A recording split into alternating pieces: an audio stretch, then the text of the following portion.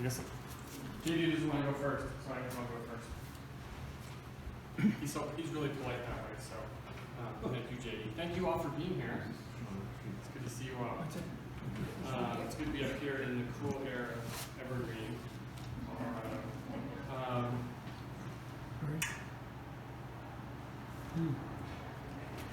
So I'm just going to read, I'll read a couple of poems and then, Yeah. it's okay, good. Well, speaking of summertime, I'm going to read a poem. It's called August Public Pool. I love that poem. Awesome. Well, I love that you love that poem. That's good. August Public Pool. Children swarm under the tower. A hammer ticks on high steel above, where a massive bucket tilts. Farther, farther, almost there. By the false blue shoreline, 3 teenage girls bronze their backs. Boys walk past, flexed and puffed, swallow hard, lick dry lips. Everything is tease and anticipation. My little girls are in the mass waiting. I should probably explain. So, when you go to these public pools, they have all these little apparatuses. Have you ever seen those? A giant bucket, and it fills with water, and then it goes. Okay. A bell. That's not part of the poem. A bell finally gongs. The bucket tips and spills chlorinated molten silver on the masses. There are screams and shouts, and then it's done for now. A lanky boy cannonballs into the deep end. A mother floats on a tube, her eyes closed. Twin ponytail daughters ferrying her along the lazy river. If I were more something, I might grab my wallet, go buy a popsicle or a cherry coke. Sweetness burning my throat, ease all around, the sun going down, gold and intimate. But I've had my life of wanting and sometimes getting, even though part of me wants to never leave here. The pretty boy lifeguards have already begun to stack chairs. Closing time. My girls scurry up, blue-lipped and shivering. They want chocolate cones at Dairy Queen, and I won't say no.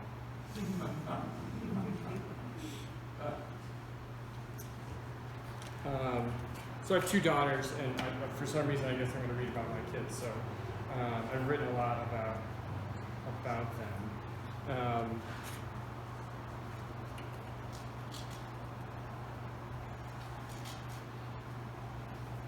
So this poem actually came out of a free write. Sorry. I know. We were talking about free writes before. Whether free writes yes, free writes no. There's a hot debate about that.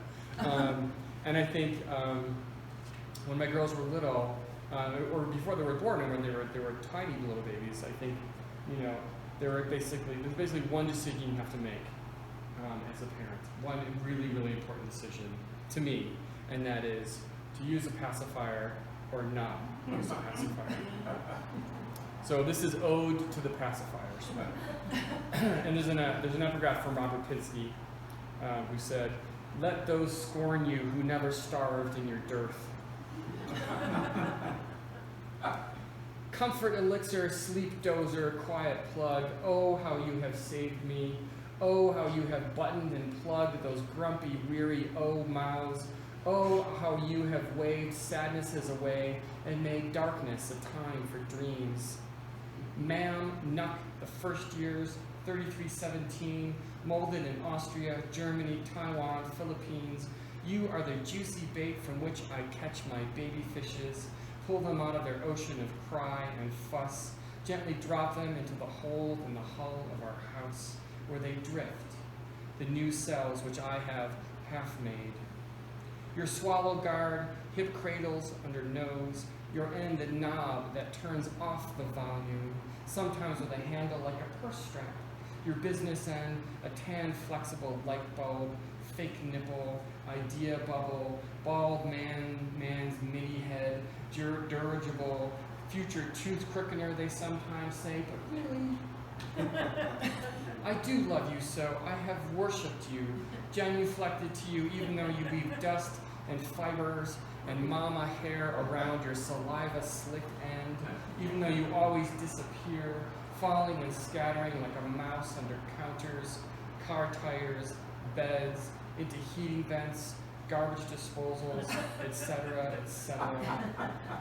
Though I have never French kissed you clean, I will never accuse you of badness. But I do worry, some nights when I can't sleep, nights they are with you. Who will someday coddle them? What will they suckle if they end up on dark streets with cruisers, sharks, and other bad men? My girls gazing into locked storefronts, their shoelaces untied, fingernails dirty and uncut. Their bodies, skin and bone, I have so carefully wrought, grimy and cold. Good job. Tag team, we gotta do that.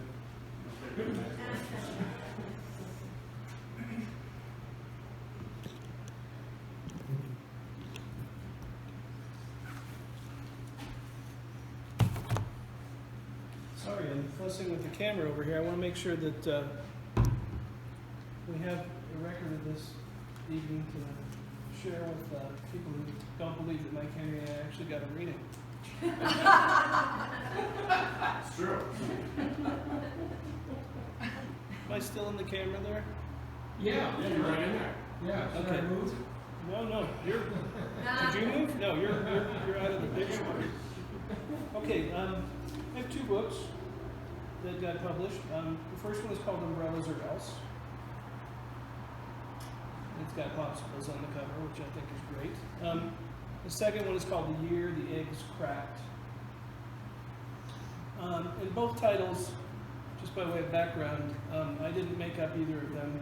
Both titles were suggested to me by my father when I was a teenager. He had the idea I was going to write some books, and so he told me what the first two titles would be. And I'll try to read a poem about my father later. This poem is the oldest poem in either of the books. It was written just after the big earthquake in San Francisco in 1989. The title of the poem is Bruce. Bruce. Bruce. Cattle car, chicken car, people car, caboose. I like red wine, you like red wine. We drink beer with Bruce. Storage building, office building, luggage rack, museum. I have no time, you have no time. Bruce is on per diem. Elementary, tertiary, seventh, manifold. I'm remorseful, you're remorseful. Bruce keeps us on hold. Doppelganger, pterodactyl, ectoplasm stones. I'll distract him, you vivisect him. Let the desert bleach his bones. That takes a dark turn. Now to bring it back to something softer, since Mike read a poem about his progeny, I'd like to read a poem about my son. It's in Umbrellas or Else.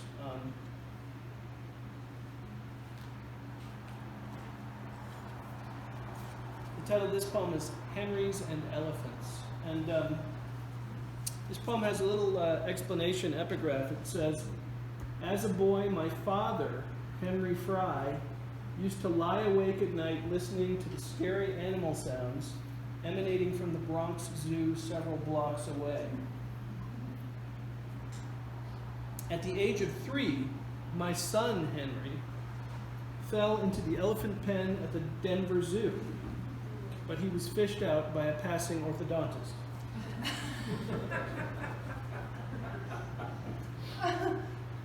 That which is enormous and enormously distant. I feel like a mouse lying quietly in my crib, listening to the moonlight bellows from far away, and consider crying for my mommy. But something, the end of those cries which start out so full of sighs, a war trumpet to batter the bars that keep us separated from those we still love, who are yet awake and reading in the next room, or maybe stuck in Gondwana land, floating southward on the continental drift. The falling end of those sad notes, humility, we may be enormous, but it is you who can fall into a cage and be lifted out unharmed by a passerby, to wander off where you want to go, to dream and realize giants.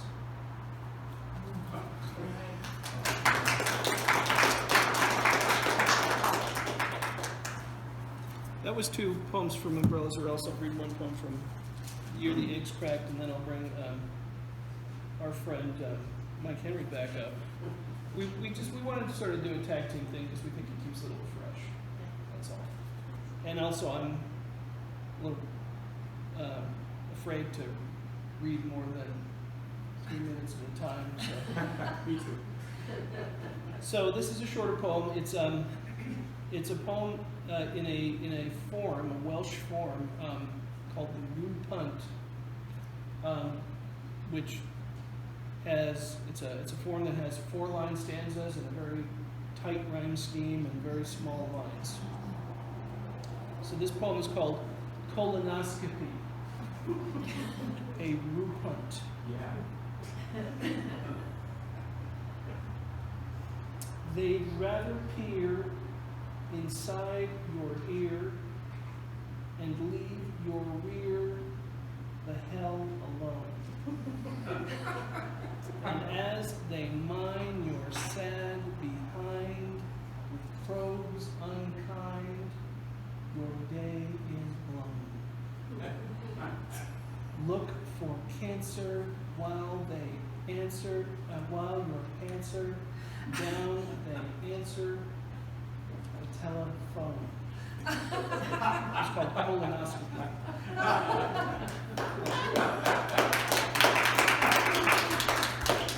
Tell me the form again. It's called Rupunt, R-H-U-P-U-N-T. How's it work? 4 line stanzas and